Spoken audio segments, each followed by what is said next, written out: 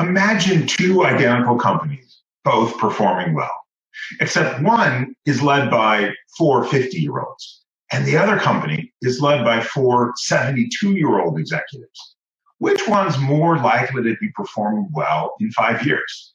Well, the 50-year-olds company, because we know they are much more likely to still be running the company when they're 55. Now, this is just one example where revenue growth and profits are not the whole story when it comes to the future mightiness of a company.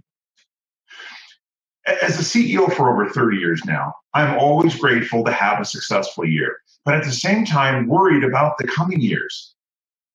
I'm leading a webinar in January that digs into the 7 critical factors that make leadership teams mighty sustainably year after year.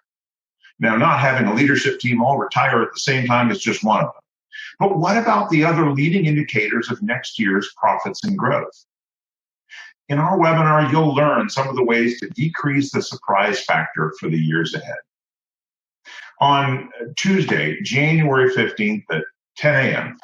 Pacific, we'll be focused on the 7 leading indicators that foretell how mighty your leadership team will be next year and beyond.